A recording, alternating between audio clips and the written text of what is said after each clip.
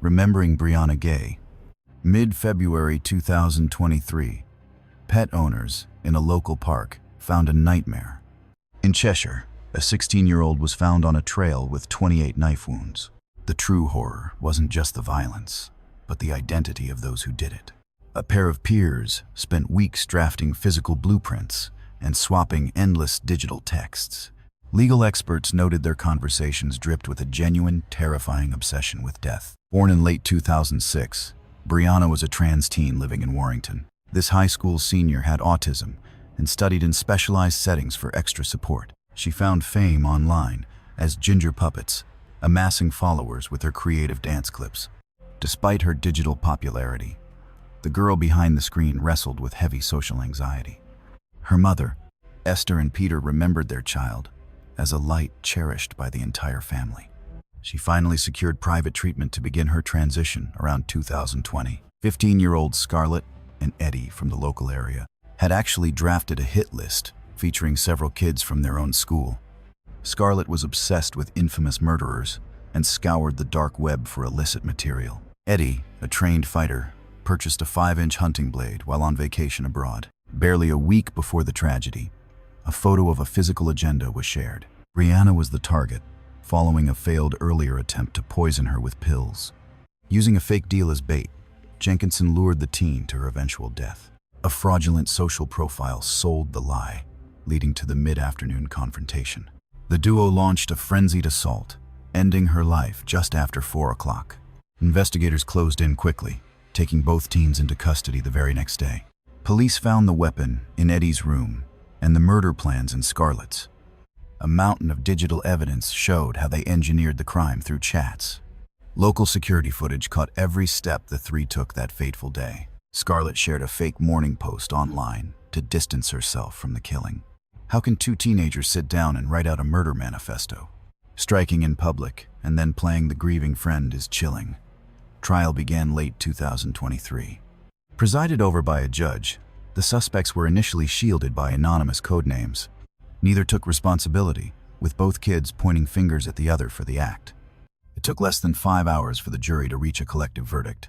By early 2024, the pair were ordered to serve decades behind bars. The court labeled the crime sadistic, noting that prejudice played a clear role. They remain incarcerated after Eddie's late 2024 appeal was officially rejected. A recent review found that officials couldn't have predicted such a calculated act. Briana's mother has transformed her grief into a powerful movement for change. Her push for tech-free schools gained massive support in Parliament in 2025. Many regional schools now use secure pouches, slashing safety issues since 2026. Her memoir, titled Under a Pink Sky, debuted in 2025, exposing the calculated plot. Yet, our next story features red flags that were ignored for nearly a decade. Regarding Kellyanne Bates in mid-April 1996, a suspect entered a police station. He claimed his partner had simply slipped and drowned while taking a bath. But when authorities arrived at his house, they discovered a far more sinister scene. Crimson stains coated every inch of the residence, while strands of hair were discovered bound to the heating units. The medical examiner, a veteran of nearly 600 murder investigations, admitted he had never witnessed such horrific trauma. Kellyanne Bates entered the world on May 18, 1978, in the Tameside area near Manchester. She was an athletic and social young woman who dreamed of one day leading her own classroom.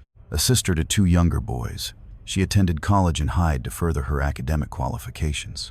It was during her time as a student that her life took a dark turn. An older, jobless divorcee named James Patterson Smith lured her into a secret romance using the pseudonym Dave Smith. This individual had a violent record involving 3 former partners, including multiple attempts to drown them. The cycle of brutality was already deeply ingrained in his character long before Kelly ever met him. When Kelly's family met him in 1995, her mother felt an immediate, chilling sense of instinctual dread. Dark marks often appeared on her skin, which she dismissed as simple mishaps or clumsy accidents. Law enforcement offered no help to her mother, claiming the girl was legally an adult and free to choose. By late November 1995, Kelly moved into the residence on Fernville Road. She promised to stay in touch, but that was the final time her parents ever saw her alive.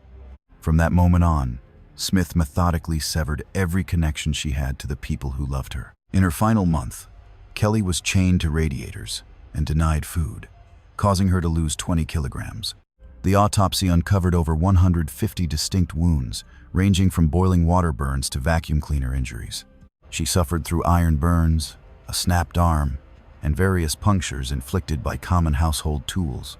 Her hands were crushed and her face destroyed, with both eyes cruelly extracted long before her heart finally stopped.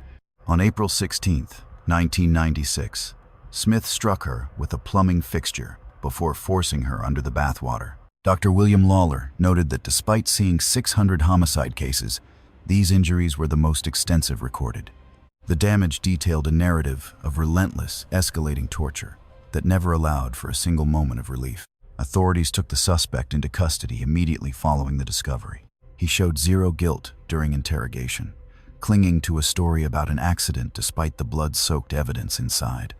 It remains hard to fathom how such agony occurred in a residential neighborhood without a single neighbor noticing. How could the screams go unheard? How did no one notice the monster living next door? The legal proceedings began in late 1997 at the Manchester Crown Court, with Peter Openshaw prosecuting. Women from his past, including Tina Watson and Wendy Modhead, took the stand to expose his history of abuse. Their testimonies painted a terrifyingly familiar picture of the physical and mental torment they endured. It was a repetitive loop of isolation and violence that the man had perfected across several decades. It took a jury of 12 just 60 minutes to find the 49-year-old guilty of the crime. The judge handed down a life sentence with at least 20 years, describing the case as pure depravity. The evidence was so traumatic that every member of the jury was offered professional mental health support. Every single juror accepted. Today, Smith remains behind bars and is now in his late 70s. Although eligible for release in 2017, a hearing in 2023 kept him locked away. Records indicate that no subsequent attempts to gain his freedom have been successful. Margaret Bates passed away in 2020 at 66, her spirit permanently broken by the loss of her daughter.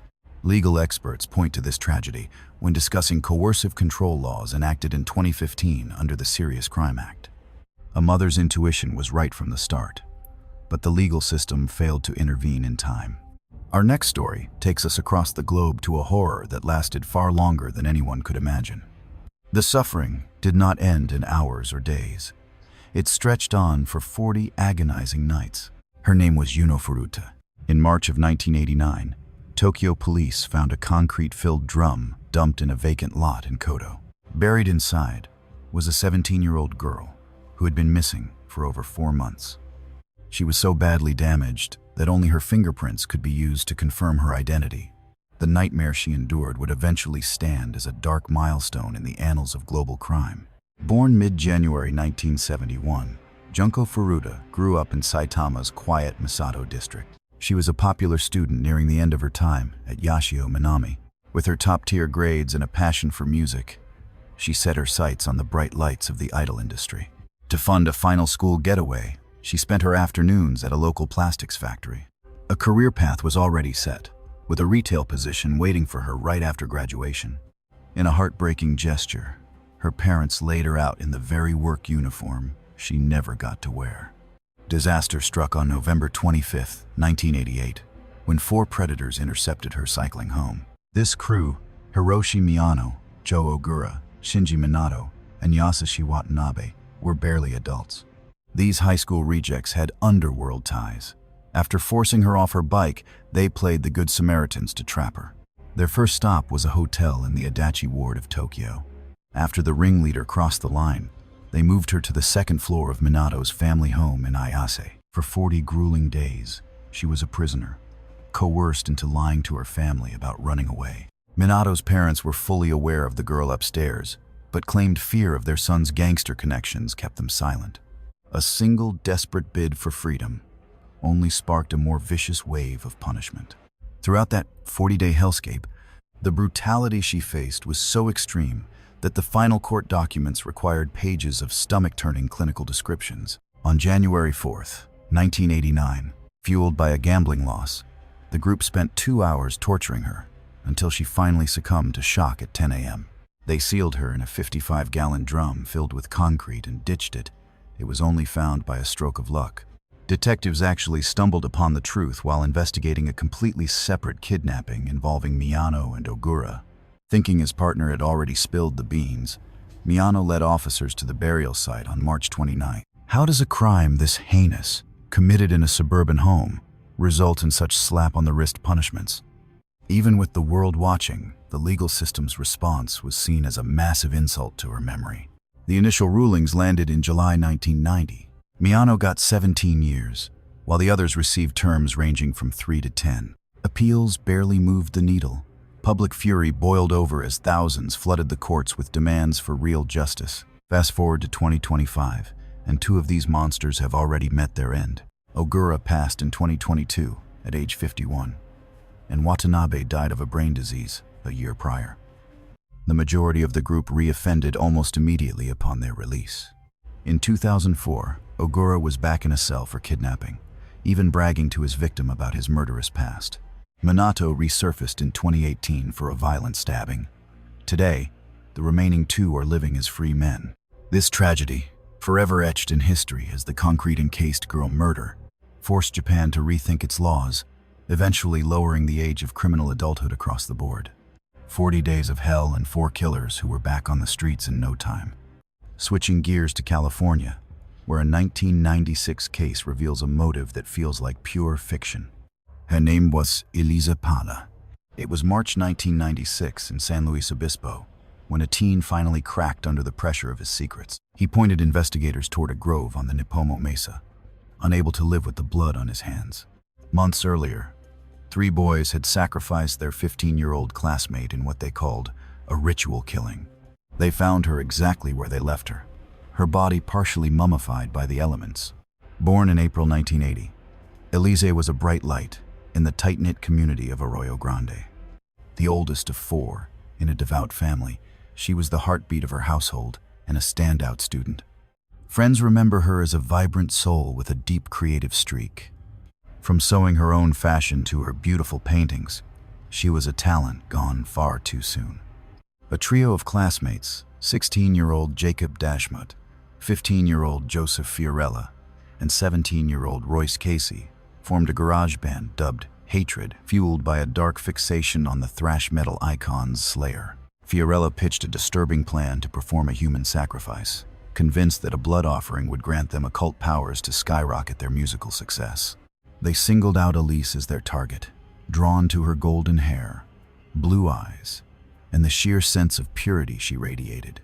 In their twisted logic, these traits made her the ultimate candidate for the ritual they were plotting.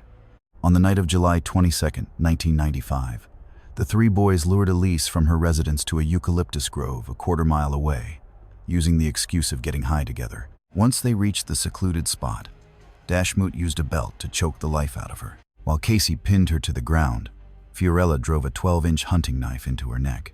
She was subjected to roughly 12 stab wounds, slowly losing her life as she bled out on the forest floor. Testimony from the trial revealed she spent her final moments crying for her mother and praying.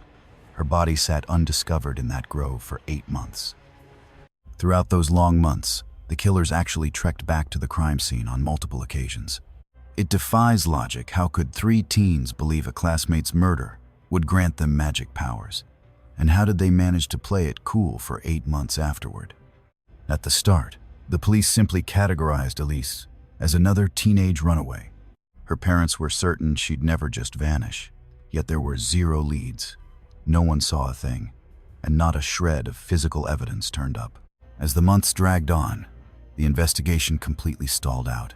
The Pahler family refused to give up, tirelessly handing out missing person posters and begging the public for any scrap of information.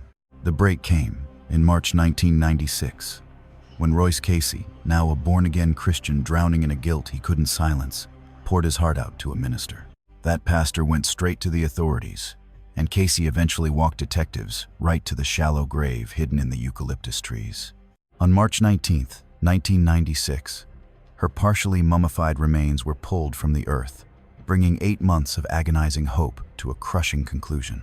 All 3 defendants eventually admitted to their roles, pleading guilty or no contest to charges of first-degree murder. Fiorella and Dashmut both pulled 26 years to life, while Casey got 25 to life, a slightly shorter stay for being the one who talked. The Pahler family didn't stop there. They sued the band Slayer twice, claiming their graphic lyrics pushed the boys to kill. Both of those legal battles were eventually thrown out of court. In October 2001, Judge E. Jeffrey Burke characterized the lyrics as disgusting and foul, but noted they didn't actually command fans to commit specific crimes.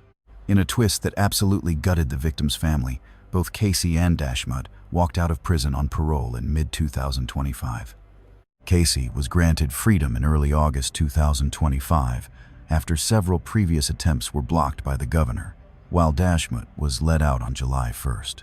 As of now, Fiorella is the only one left behind bars, currently held at High Desert State Prison. After his parole request was shot down in 2023, he is looking at another chance to go home in June 2026. For nearly 3 decades, David Pahler has been a fixture at every single parole hearing, desperately fighting to ensure these men never see the light of day. Now, 2 of the 3 people responsible for his daughter's death are walking the streets as free men. A guilty conscience finally cracked this case 8 months too late. But in our next story, the murderer didn't try to hide, he wanted an audience. He chose to live stream his depravity for the world to witness. This is the tragic story of Bianca Devins. During the quiet early hours of July 14, 2019, a 21-year-old in Utica, New York, uploaded horrific images of a 17-year-old girl's body to Discord, adding the taunt, "Sorry, find someone else to orbit." He didn't stop there. He posted to Instagram, left a spray-painted message at the scene, and then dialed 911 himself. During that recorded emergency call, he stated his name, gave the victim's full identity, and mentioned he had one more phase of his plan to finish. When cops closed in, they found him cutting his own throat. The killer pulled through, but Bianca was already gone. Bianca Michelle Devins entered the world on October 2nd, 2001, in the city of Utica. She was a recent Thomas R. Proctor High grad with dreams of becoming a psychologist, set to start classes at Mohawk Valley Community College that autumn. To her 2,000 followers on Instagram, she was known as a prominent figure in the e-girl aesthetic subculture. She was a creative soul who loved music and art, building a vast network of friends through various digital platforms. Life wasn't always easy for her. She dealt with mental health struggles since childhood and was officially diagnosed with borderline personality disorder at 16. Her mom, Kimberly, and her sister, Olivia, would later turn their grief into action, becoming fierce advocates for new laws to protect others. The man behind the knife was Brandon Andrew Clark, a 21-year-old from Bridgeport who had connected with Bianca on social media just 2 months prior to that fateful night. Late on July 13th, 2019, Clark drove Devins into Manhattan for a Nicole Dollanganger show. Jealousy flared within Clark during the performance after seeing Devins kiss a different friend. The 4-hour return trip to Utica was filled with their constant, intense arguing. Early on July 14th, he stopped on Poe Street and murdered Devins in the back seat by cutting her throat while she was fast asleep. There was massive evidence of premeditation. He spent weeks Googling how to find the carotid artery and even set up a camera to film it. This wasn't just a sudden impulse. He had been meticulously plotting this.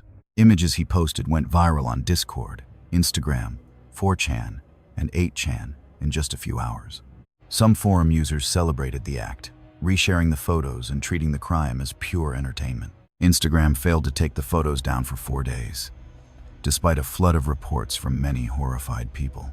Trolls harassed the family for years, sending the pictures through fake profiles that used Bianca's own name and stolen personal photos. CBS News called the campaign against the grieving family a form of psychological terrorism. They officially charged him with second-degree murder on July 15th, 2019. Why do social platforms let such graphic images stay online for 4 days? A family should never be tormented by strangers sending them photos of their deceased child.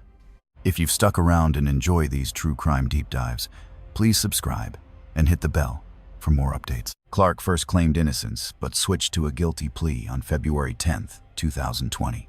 He tried to retract his confession later, but the court denied him. He received 25 years to life in March 2021. On June 6th, 2025, the appeals court reviewed the case and unanimously upheld the original conviction. He is currently serving time at Attica and won't be eligible for parole until 2044. This case led to Bianca's Law, signed by Governor Kathy Hochul on December 29, 2022, which criminalizes sharing victim photos to harass others. The family also created a psychology scholarship in Bianca's memory, a killer who shared his crime with the world, and a law that now bears his victim's name. In our next case, the suspect's own social media post from inside a police car was what truly shocked the lead investigators. Tristan Bailey. On Mother's Day, May 9, 2021, a 13-year-old Florida cheerleader was reported missing by her parents. Her remains were found that night near a pond in the community of Durbin Crossing in St. Johns County.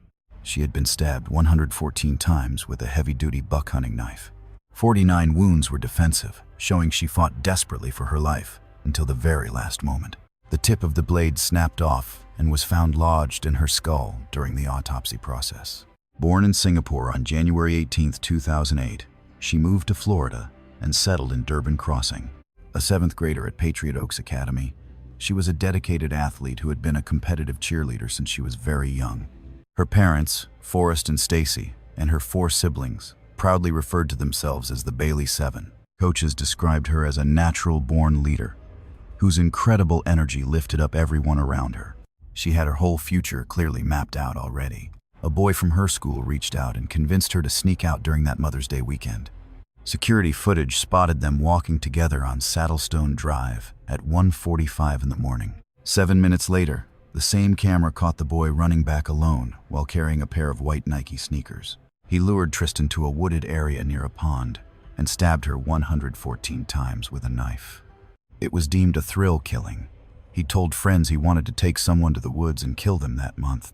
Her family reported her missing the following morning. They found her body around 6 that evening. Neighborhood cameras were key to the timeline, but the most bone-chilling moment happened while he was still a witness. While he sat in the back of a patrol car, he posted a mocking Snapchat photo flashing a peace sign, asking if anyone had seen the girl lately. When confronted with her death as the last person seen with her, he coldly asked why he should care. Who snaps a selfie in a police cruiser while the girl they butchered is still being searched for? Footage from inside the home caught his mother, Crystal Smith, grabbing his blood-spattered denim and scrubbing them in the sink while police questioned her son. She was erasing the proof of his brutality, leading to her own arrest for destroying evidence. He was first charged with second-degree murder on May 10, 2021, but the charge became premeditated murder on May 25 after more evidence surfaced. On February 6, 2023, he admitted to the killing. By March 24, 2023, the judge gave him life, citing a sick desire to experience murder. Crystal Smith took a plea deal and got 30 days in jail plus 5 years of probation. In April 2025, the appeals court upheld the life sentence, shutting down his legal challenge. He was moved to the Cross City Correctional Facility in January 2025. Per Florida statutes, he won't even be eligible for a hearing until roughly 2048. The victim's family launched a foundation that successfully lobbied for new legislation in Florida. Senate Bill 44 now bans the public release of crime scene images involving underage victims. A depraved police car photo, a mother scrubbing blood, and a sentence lasting several decades. But our next mystery features no corpse, no weapon, and no confirmed location of the crime. Even so, a guilty verdict was reached using forensic methods never before seen in a British court. Danielle Jones went missing on the morning of Monday, June 18, 2001, after the 15-year-old left her East Tilbury home at 8 to catch the bus. She never made it to her lessons. She vanished without a trace, and her remains were never located. Still, the person responsible was put away using forensic techniques that were revolutionary at the time. Danielle Sarah Jones was born in Tilbury on October 16, 1985. She grew up with her parents, Anthony and Linda, and her 2 younger siblings. A student dreaming of childcare, her life collided with her uncle, Stuart Campbell, born February 21, 1958.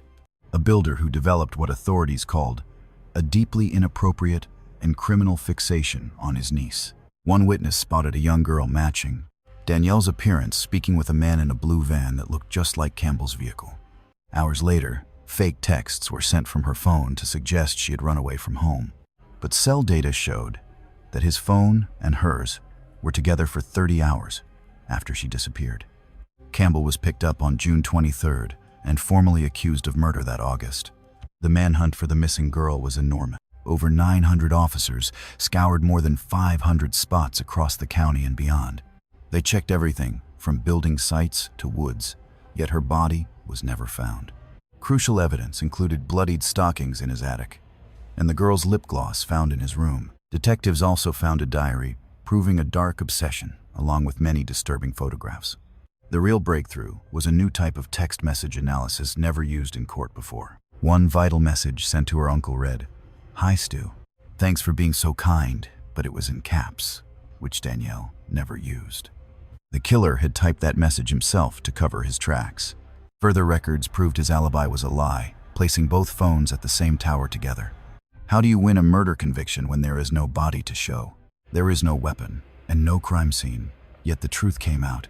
Proceedings kicked off on October 14th, 2002, within Chelmsford Crown Court, as Mr. Justice McKinnon presided. This landmark British prosecution marked a rare win for justice despite missing a corpse, the murder tool, or even a clear killing ground. By December 19th, 2002, the gavel fell on Campbell for kidnap and homicide, landing him life behind bars with at least 20 years to serve.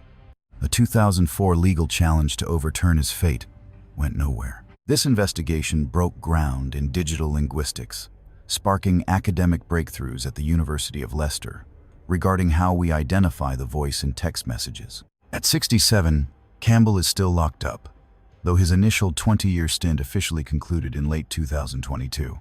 Freedom has been blocked thrice, starting with a failed bid in January 2023, followed by rejections in 2024 and December 2025, as authorities still view his obsession with young girls as a lethal threat. He has even tried petitioning the Criminal Cases Review Commission over supposed media bias, but his pleas for a retrial haven't gained any traction. Alex Shy, his own twin, actually penned the memoir My Brother, the Killer, begging him to finally reveal where Danielle is buried. Meanwhile, her brother Mitchell is honoring her memory by prepping for the 2026 London Marathon to support missing people. No physical evidence, no murder weapon found. Yet, a single SMS with the wrong capitalization was the smoking gun that secured a life sentence. Our next horror story unfolds in Blackpool, triggered by nothing more than a routine internet job ad. Introducing Sasha Marsden. It was January 31st, 2013, when a 16-year-old from Staining was left at a local inn by her dad, thinking she had a trial shift. A guy at the inn reached out via Facebook, baiting her with a cleaning gig. She crossed the threshold and was never seen alive again. Born May 7th, 1996, Sasha Elyse Marsden lived in Staining with her parents, Gary and Jane. The student was taking childcare classes at Fylde College while working at a nursery in the local hospital. Family members remember her as a bright, bubbly teen who gave the world's best hugs. Eager for some extra income, she just posted her credentials on the web. 22-year-old David Mento was a handyman and bartender at the Grafton House, a local bed and breakfast. Under the sinister handle Demon, he stalked social media platforms searching for young prey. After a different woman rejected him, Mento targeted Sasha, tempting her with a fake job offer. On January 31st, her father dropped her off for what he thought was a simple trial shift. She was just happy to earn money, completely unaware of the nightmare waiting inside. Once she entered, Mento initiated what the state called a truly barbaric attack. He hacked at her 58 times, aiming 48 of those brutal strikes at the back of her head.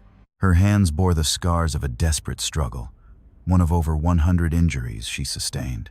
Mento rolled her in rug padding, dragged her to a backyard alley, and set her body ablaze. He then went back in to scrub the floors and destroy her mobile phone. When Sasha's mother came looking for her, he looked her dead in the eye and lied. Around 9:15 p.m., people passing by the alley stumbled upon her burning remains. Police took Mento into custody only one day later. The violence was so extreme that her toothbrush provided the only DNA sample for a positive identification. Blood had soaked through to the floorboards, and her personal effects were tossed in the trash. How does a simple ride to work end in such a senseless, permanent tragedy? Mento maintained his innocence as his trial kicked off at Preston Crown Court on July 15, 2013. The judge slammed his ridiculous claims of a phantom killer murdering Sasha, calling the story total nonsense. Jurors needed under 3 hours to convict him on July 26, 2013. Judge Anthony Russell QC handed down a life sentence with 35 years minimum, citing his complete lack of humanity. Branded a wicked and dangerous predator, Mento remains ineligible for any release until at least 2048.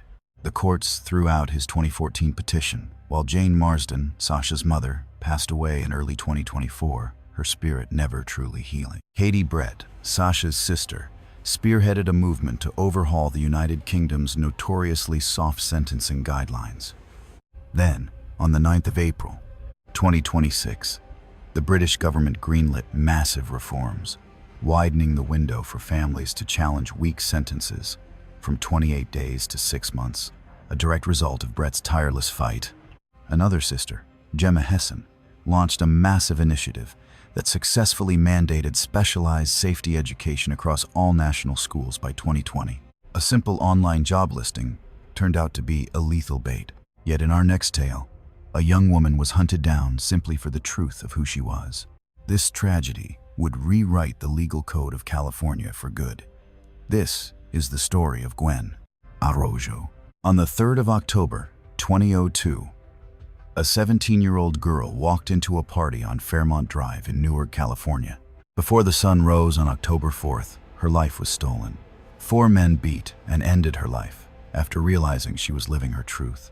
They hauled her remains roughly 150 miles into the deep woods of a national forest, dumped her in a makeshift grave, then casually hit a McDonald's drive-thru on their way back home. Born Edward Araujo Jr. in February 1985, she grew up in the suburbs of Newark. At just 14, she confided in her mother, Sylvia Guerrero, that her body didn't match her soul, saying she felt like a total outcast. Drawing inspiration from Gwen Stefani, she chose her name and began her journey toward her true self, eyeing future medical transitions. Faced with constant cruelty at both her school and her place of worship, she once searched the scriptures for a sign of her own worth. By late summer 2002, she crossed paths with 4 men. She became physically involved with Magidson and Morell, keeping her biological history a secret from them. On that fateful 3rd of October, she headed out to a gathering at a house in Newark. After the clock struck midnight, Magidson dragged her into a bathroom where another guest outed her biological status to the entire house. The violence was instant and savage, with Jose Morell using kitchen tools and canned goods as weapons against her. Magidson battered her and squeezed the life out of her. Cazares joined in with his boots and a garden tool. Her final plea echoed through the room. "I told you I was sorry." Those 4 individuals then drove her nearly 150 miles to El Dorado National Forest to bury her in the dirt. They actually grabbed fast food at a drive-thru during the return trip. Her mother reported her missing on October 5th. Whispers of the party's dark turn reached her family, who alerted the authorities by the 9th. An associate of Nabor's, who had heard him brag about the crime, agreed to record their conversation for the police. That secret recording became the smoking gun the investigators needed. By mid-October 2002, neighbors led them to the burial site, and a jailhouse note later put Cazares behind bars in November. Why does our culture still allow a person's identity to serve as a justification for violence? The initial trial in 2004 collapsed because the jurors couldn't agree on the severity of the crime. The lawyers leaned into a blind rage tactic, arguing that finding out her secret caused an uncontrollable mental break. Her name was officially and legally changed to Gwen on June 23, 2004. During the second legal battle throughout the summer of 2005, Magidson and Merrill were handed second-degree murder convictions, carrying 15 years to life. Cazares took a plea deal for 6 years, while Nabor's got 11 for turning on his accomplices. Most were back on the streets by 2011 and 2012. Jose Merrill walked free on parole in 2016, surprisingly backed by Sylvia Guerrero, who sensed his genuine regret. Michael Magidson is the only one still sitting in a cell. He was shot down for parole in August 2024 for refusing to reform. He won't get another chance until 2029. The lasting impact of this horror is found in the law books. The 2006 Justice Act put a stop to using bias as a courtroom shield. Even more groundbreaking, 2014 saw California become the pioneer state to completely outlaw the use of identity-based panic defenses in court. After her daughter's passing, Sylvia Guerrero struggled with severe trauma and lost her job, eventually ending up on the streets by 2016. This grieving mother lost both her child and her home, yet she sparked a legislative revolution across the entire state. Our final story tonight takes us to Tennessee, where a killer used a deadly tactic pulled straight from a video game. This is the tragic story of Emma Walker. On the morning of November 21st, 2016, a Knoxville mother walked into her daughter's room at 6 o'clock sharp. She went in to wake the girl for class, only to find the 16-year-old completely lifeless. Detectives found 2 bullet holes in the wall, fired from the yard under the cover of night. One round had struck the sleeping teenager behind her left ear. Emma Jane Walker, born March 20th, 2000, to Jill and Mark Walker, would never wake up from that sleep. A vibrant junior at Central High, Emma was a top-tier student and cheerleader involved in everything from HOSA and the Beta Club to Young Life.